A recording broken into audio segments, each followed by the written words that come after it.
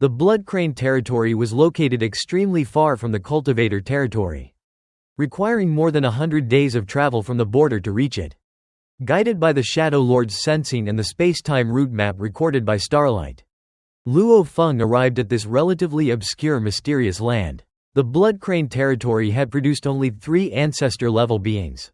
Before Luo Feng was an infinite blood sea, within which countless creatures were secretly observing him. The sight of the blood sea reminded Luo Feng of his former ghost sea avatar and his past ability to transform into a blood sea. However, after becoming a lord, he no longer needed to rely on such transformations because he could now perfectly control both his physical form and blood sea form without gaining any additional strength from the transformation. Luo Feng sensed that the endless blood sea of the Blood Crane territory was far more powerful than his own blood sea. It was a living entity formed through the perfect fusion of 3 highest-level powers: life, immortal, and shadow. These powers corresponded to the 3 major factions of the Blood Crane territory, whose strongest beings were the Blood Lord, Crane Lord, and Shadow Lord. The combination of these 3 powers gave the Blood Sea an extremely powerful ability to preserve life. Its overall life-saving ability surpassed that of Wulin and might even exceed Initial's. Although Initial possessed the ultimate level of defense and might be trapped, the shadow characteristic of the Blood Crane territory was ubiquitous, making it extremely difficult to restrain. Luo Feng noted that mastering even 1 highest-level power was enough to become an ancestor-level being, while mastering 3 had never been heard of. Even among the cultivator lords, only Starlight had mastered 2 highest-level Daos, allowing him to exist in both the past and future and making it impossible to trap him. Luo Feng further understood that source worlds possessed origins, while mysterious lands also had core sources of power. The infinite world could reflect any location within the infinite primordial space, while the abyss of destruction could give birth to powerful destruction weapons. Through his profound understanding of life, Luo Feng vaguely sensed the source of power within the endless blood sea. His first target was the Shadow Lord. The Blood Crane territory's environment strongly oppressed outsiders, but it had little effect on Luo Feng. As he moved through the Blood Sea, the sea naturally parted before him. The Blood Lord and Crane Lord realized that Luo Feng's mastery of life-based techniques allowed him to influence the Blood Sea's power to a certain extent. Crane Lord criticized the Shadow Lord for provoking the cultivator camp, insisting that the 3 strongest camps in the infinite primordial space should be avoided. The Shadow Lord argued that Crane Lord had benefited from the resources he had plundered. Crane Lord replied that he had only supported plundering weaker forces, not provoking the cultivator camp. The Blood Lord then urged the 2 to stop arguing and join forces against Luo Feng. However, the Shadow Lord decided to fight Luo Feng alone. The Blood Lord and Crane Lord did not immediately intervene because an ancestor-level being fighting with its true body and life core possessed tremendous power. The life core provided a massive energy supply, allowing an ancestor to repeatedly unleash powerful techniques and greatly amplify its strength. Without the life core, an ancestor could display only around 30% of its full power. Therefore, in wars between major camps, ancestors either did not participate or fought using their true bodies with their life cores. As Luo Feng traveled through the Blood Sea, the creatures of the Blood Crane territory kept their distance. The world-level primordials and high-level primordial life recognized him as the Cultivator Lord, the most terrifying existence in the infinite primordial space. They knew that the innate primordial life camp had already fought the 8 Cultivator Lords without gaining victory, so they did not dare to provoke Luo Feng.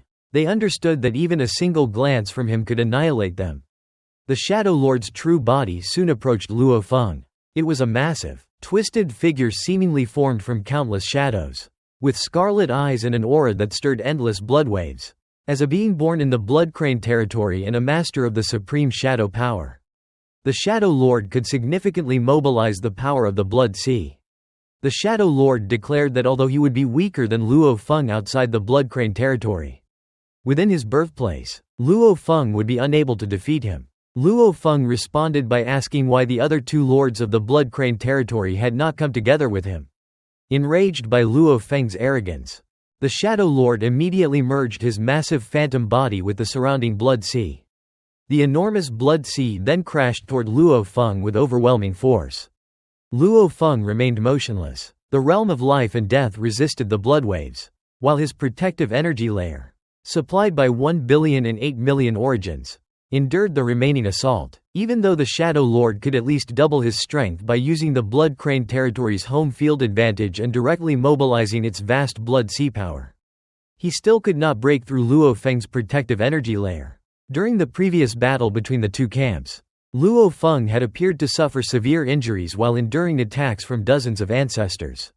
However, most of the attacks had actually been blocked by his protective energy layer. Those observing from afar only knew that Luo Feng could withstand the attacks, but they could not determine how much of the damage had been neutralized by this energy layer. Seeing that the Shadow Lord could not break through his defenses, Luo Feng asked whether that was all the Shadow Lord could do and then unleashed destruction. Luo Feng's body erupted with endless power. Using his life-sensing ability to lock onto the Shadow Lord, his power penetrated and eroded the enemy.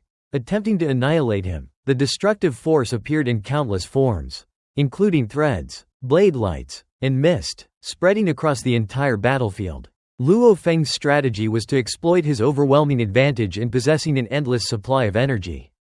Although the Shadow Lord possessed powerful survival abilities, Luo Feng's destructive force was extremely difficult to expel. For every portion of Luo Feng's power that the Shadow Lord expelled, he had to consume several times that amount of his own energy. The Shadow Lord realized that Luo Feng's power remained at its peak without declining. He also understood that during the previous siege by the innate primordial life camp, Luo Feng had even been able to help his companions recover to their peak condition. In terms of energy recovery, Luo Feng was likely among the strongest beings in the entire infinite primordial space. Therefore, even with the energy supply of the Blood Crane territory, the Shadow Lord knew that he could not outlast Luo Feng in a prolonged battle. The Shadow Lord then launched another attack. Shadows became omnipresent, existing both inside and outside Luo Feng's body. Terrifying power began attacking Luo Feng from within, but every part of Luo Feng's body was flawless and extraordinarily powerful. The attacks initiated from inside his body caused only minor injuries, which immediately vanished. Through the fusion of shadows, the surrounding space-time seemed to become part of the Shadow Lord's body.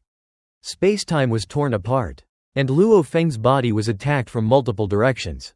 The Shadow Lord launched a wide variety of internal and external attacks, striking from everywhere. However, Luo Feng remained completely stable. At the core of his power was the energy formed from 1,008,000,000 origins, which was the most abundant, powerful, and stable source of energy within his entire body. Luo Feng recognized that the Shadow Lord's shadow power was extremely troublesome. He then extended his hand, and a knife appeared in his grasp. Luo Feng stood in place and continuously swung the sky-splitting saber, releasing hundreds of dazzling blade lights, each containing 1/10,000th of his total energy reserve. His energy recovery completely kept up with his consumption, allowing him to continuously unleash attacks. The Shadow Lord was shocked as the blade lights, containing the terrifying power of life and death, covered every direction around Luo Feng and instantly destroyed the surrounding blood sea, space-time, and all matter. However, the Shadow Lord was extremely difficult to deal with because wherever matter existed, there was a corresponding shadow, allowing him to instantly appear in distant locations. Thus, even though Luo Feng destroyed a vast area, he only lightly injured the Shadow Lord. Realizing that brute force could not hit an opponent who specialized in evasion, Luo Feng changed his method and released restrained dark blade lights. These blade lights followed the fluctuations of the Shadow Lord's life chi mechanism, penetrated space-time and the blood sea, and locked onto every trace of his life force, ensuring that each attack would hit. However, guaranteeing a certain hit greatly reduced the power of each slash, with each one containing at most 1/10,000th of Luo Feng's energy reserve. Luo Feng understood that powerful attacks were useless if they could not hit the enemy, while attacks that guaranteed a hit had reduced power. He therefore realized that certain hit and power were the two core pursuits of his primordial blade path. His current path continued the fusion of life and destruction, primarily focusing on destruction, but he wanted to first achieve certain hit and then pursue greater power. Although Luo Feng already possessed an extremely powerful physical body, endless energy, powerful techniques, and the ability to rapidly restore his companions to their peak state, he was not satisfied. He wanted to compensate for his weak movement technique and create a second path at the primordial level. Luo Feng then unleashed 1,000 dark blade lights, each one locking onto the Shadow Lord's life chi mechanism and relentlessly striking him. The Shadow Lord was frightened and quickly retreated, as the attacks continuously destroyed his physical power and even the Blood Sea could not restore him quickly enough. In an instant, he crossed most of the Blood Crane territory and arrived beside Blood Lord and Crane Lord. The Shadow Lord admitted that Luo Feng's body was too powerful and that he could not injure him at all, making direct combat equivalent to taking a beating. He explained that even if he constantly changed positions, as long as he remained within a certain range, he still could not escape Luo Feng's dark blade lights. Blood Lord recognized the technique as life chi mechanism locking, although he also mastered the highest level of life-type powers and could perform similar locking. Luo Feng had mastered the Tao of this power, making him far stronger in its application. Blood Lord stated that Luo Feng possessed a powerful body and fierce attacks, but his movement technique was obviously weak. If they simply avoided him, Luo Feng would be unable to touch them. Since Blood Crane territory was his homeland, Blood Lord was even more flexible within it. Crane Lord was unwilling to keep retreating, but Blood Lord warned that even if the three of them joined forces, they might still be unable to harm Luo Feng. Luo Feng's Great Destruction Burst had been so powerful that Giant God Emperor, Primordial Beast Ancestor, and Black Tide Ancestor had not dared to resist it directly, while 26 nearby ancestors had been severely injured. Compared with Wulin, who had mastered the primordial material Tao, Crane Lord's defensive abilities were far inferior. Crane Lord said that if the three of them joined forces and used the massive Blood Sea power within their territory, he would dare to fight Luo Feng at close range. However, Blood Lord rejected the idea, stating that if they could not kill Luo Feng or even pose a real threat to him, there was no reason to fight. They could simply avoid him until he eventually gave up and left. The Shadow Lord was unwilling to accept that Luo Feng had entered Blood Crane territory while they could only endure his presence. But Crane Lord ultimately agreed to follow Blood Lord's decision. Luo Feng sensed that the Shadow Lord had already fled across more than half of Blood Crane territory and that none of the three lords were approaching him. He realized that they were deliberately keeping their distance and avoiding direct confrontation. Without assistance from someone like Starlight Lord, whose expertise in time-space could prevent the enemies from escaping, Luo Feng had little way to force them into battle. He therefore turned his attention to the core source of the enormous Blood Sea power. The Blood Sea was formed from three types of highest level power, including life-type power, and during his brief stay in Blood Crane territory, Luo Feng had already deciphered 70 to 80% of that life-type power. However, he felt that it was somewhat narrow and was more interested in investigating the core of the mysterious land. He quickly flew through the endless Blood Sea toward the location he had sensed. As he approached the core source, he began to sense powerful fluctuations resembling the heartbeat of the entire Blood Sea. The pressure from this heartbeat made him realize that the core of the endless Blood Sea was still far stronger than himself. But instead of retreating, he became increasingly excited and wanted to see what was special about the core of a mysterious land. He had heard that certain dangers within the infinite primordial space were powerful enough to destroy a lord's main battle avatar.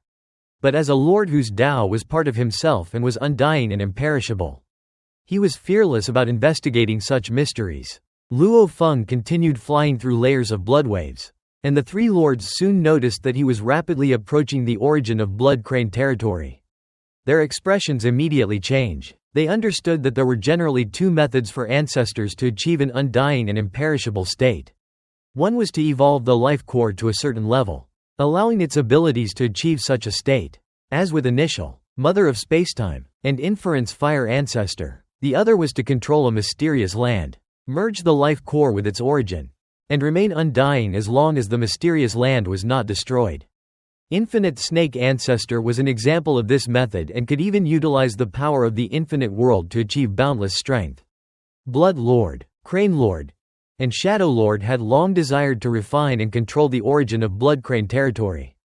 But the process was extremely difficult and they had never succeeded. The difficulty was demonstrated by the Infinite Great Snake Clan, which possessed more than 10 ancestor-level existences but had only one infinite snake ancestor capable of refining the infinite world origin, and by the giant god race. whose ancestor-level existences, including Giant God Emperor, had likewise failed to refine the origin of the Giant God realm.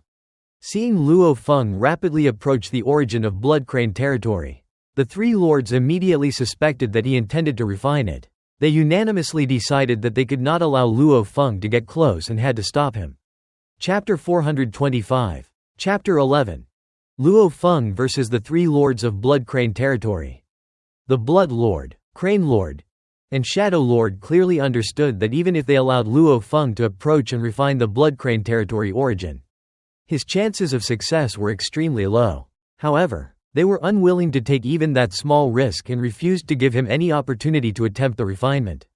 In the past, several ancestors had come to the Blood Crane territory, yet none of them had been able to sense the Blood Crane territory origin at all.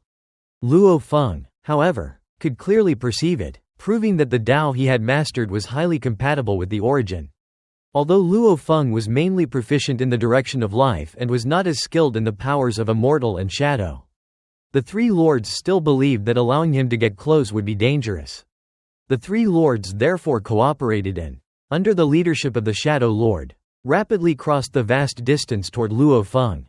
Traveling together allowed them to move far faster than traveling alone, and within only a few moments, they arrived near Luo Feng. Luo Feng, who had been traveling at full speed, sensed three terrifying presences ahead and realized that the Blood Lord, Crane Lord, and Shadow Lord had all come together.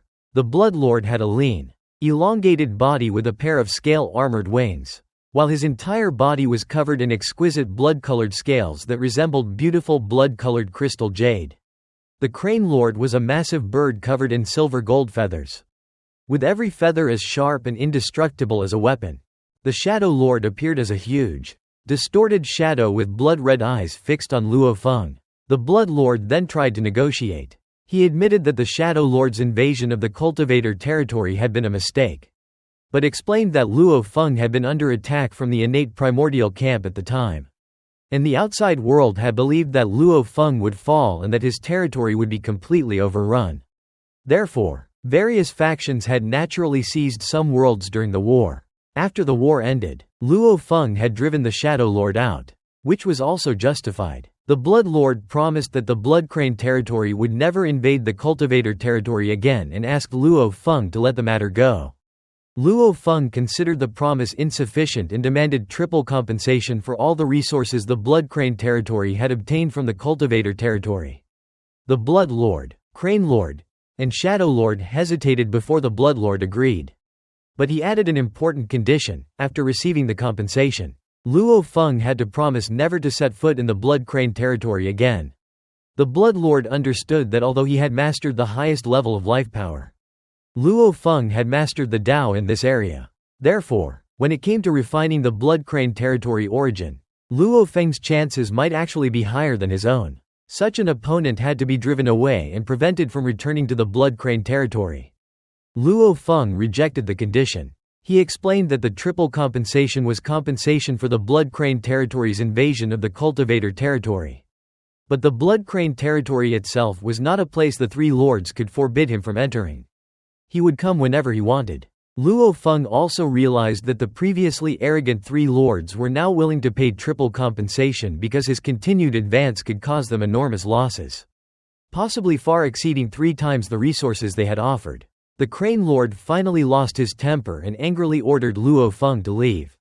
The Blood Lord also warned coldly that if Luo Feng refused even after being offered triple compensation, the three lords could still deal with him. Luo Feng simply grinned and told them to try, challenging them to see whether they could stop him.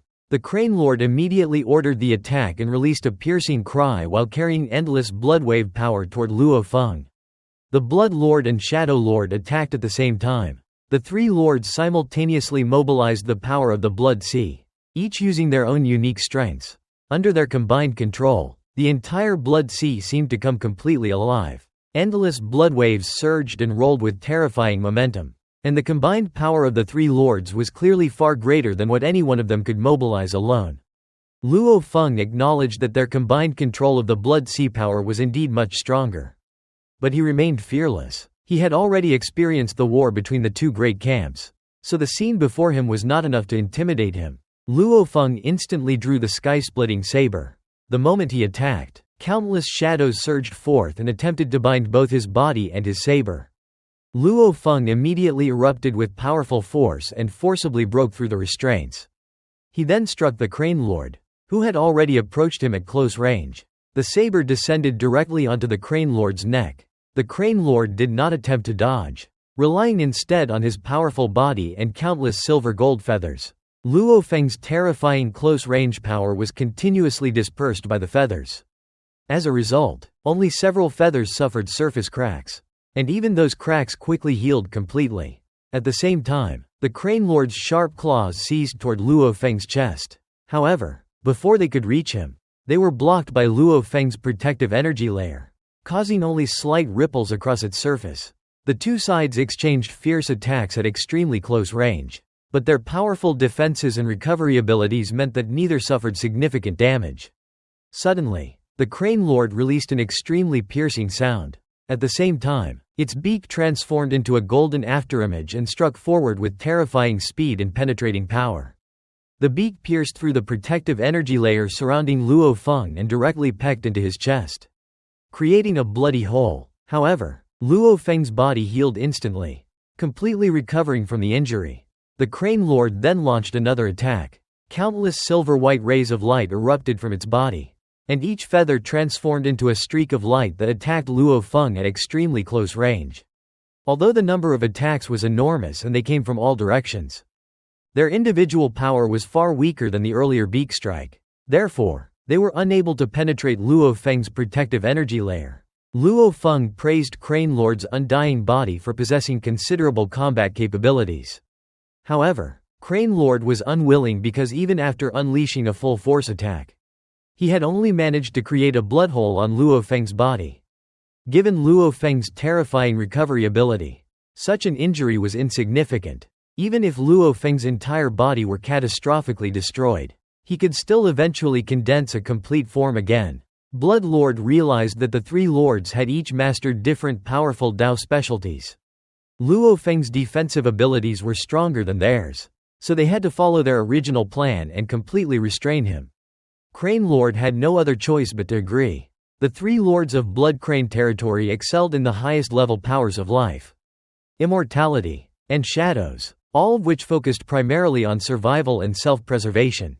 As a result, their life force and resilience were exceptionally powerful, but their ability to kill enemies was relatively weaker. Their extreme survival capabilities had allowed all three of them to survive throughout history. Even though many other ancestor-level existences born from the infinite primordial space had fallen, Shadow Lord's ability to move without leaving a trace further allowed the three lords to frequently suppress weaker forces that had no way to deal with them.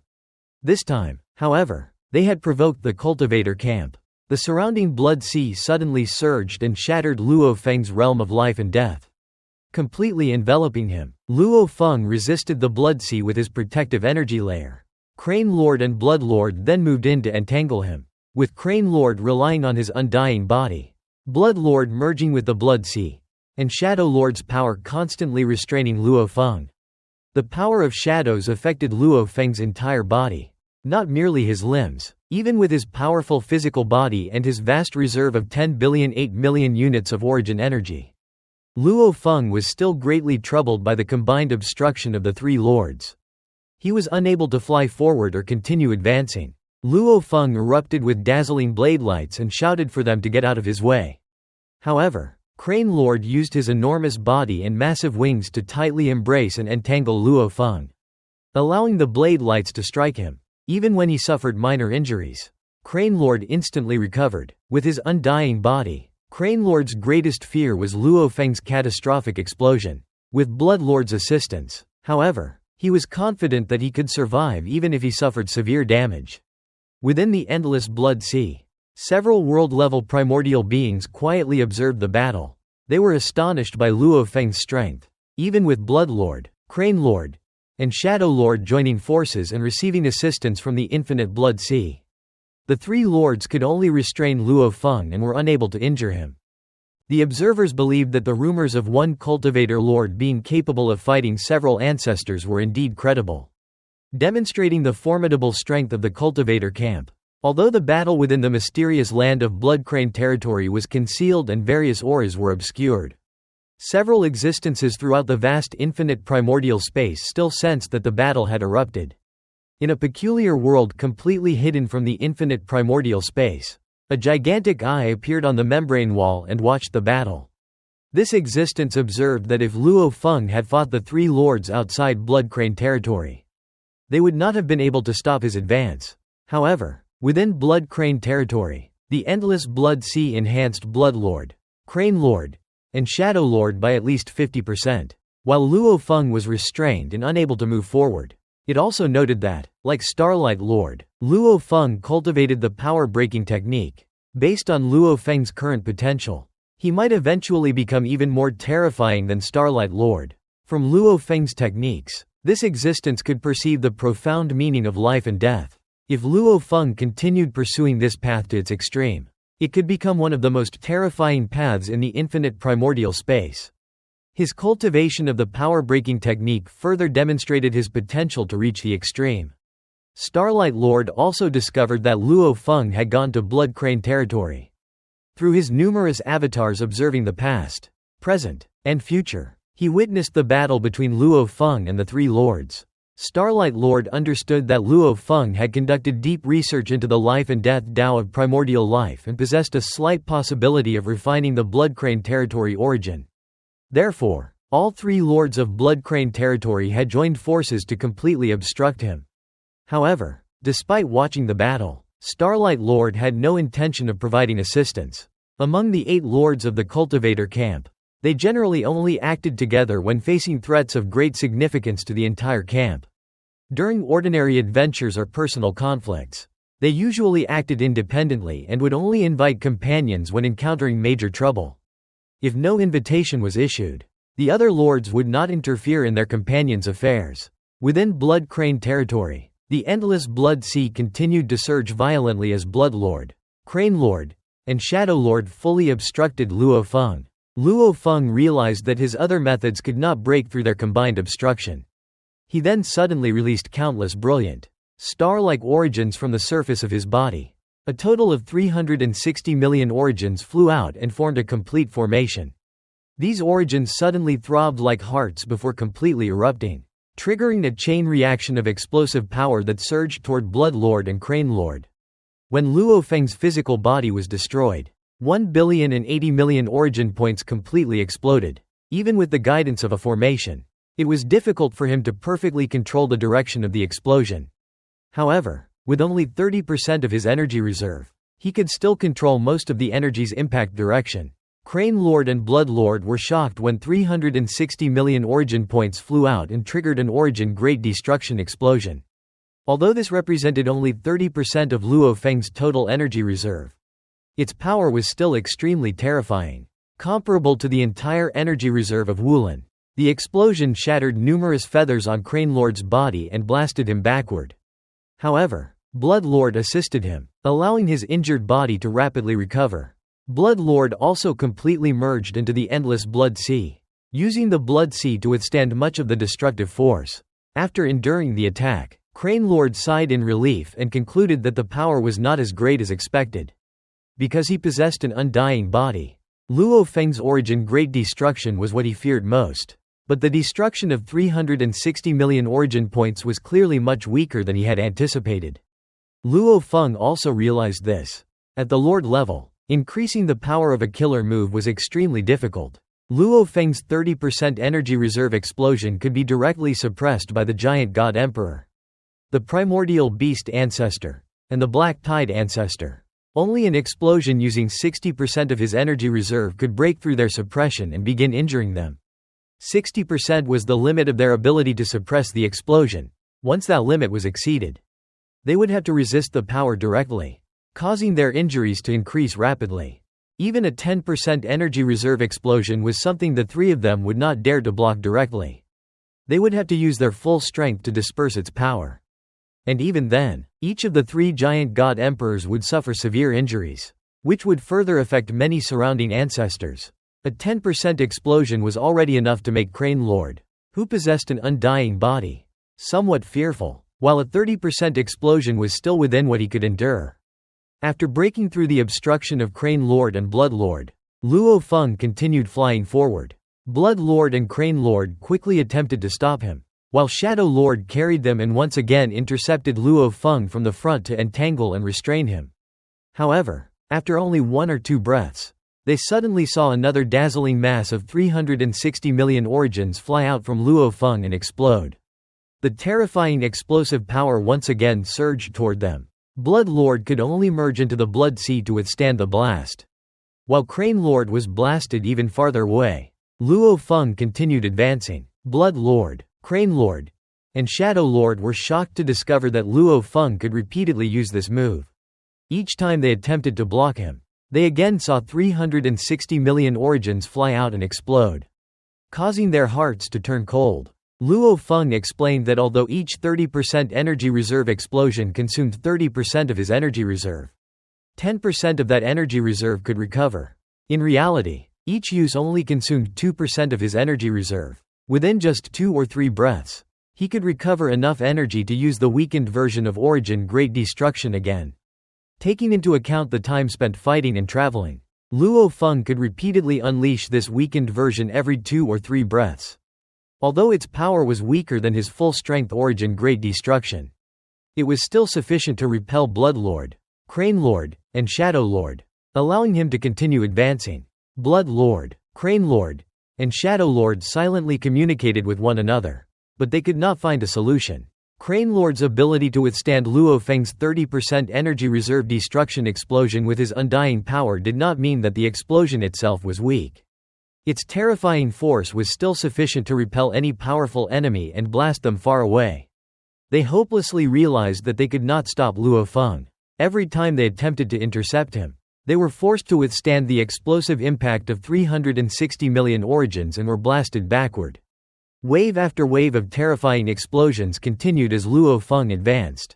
After being blasted away 39 times, Blood Lord, Crane Lord, and Shadow Lord finally stopped trying to intercept him. They gave up because the origin of the Blood Crane territory was already very close ahead. Luo Feng also sensed it. The core origin of the Blood Crane territory had finally arrived. Within the vast Blood Sea, Luo Feng followed the mysterious fluctuations and gradually sensed the Blood Crane territory origin, which was physically smaller than any matter yet influenced the entire Blood Crane territory. As he probed deeper, the origin's structure revealed itself to be far more grand and complex than a source world origin. Blood Lord, Crane Lord, and Shadow Lord realized that Luo Feng was attempting to explore and refine it.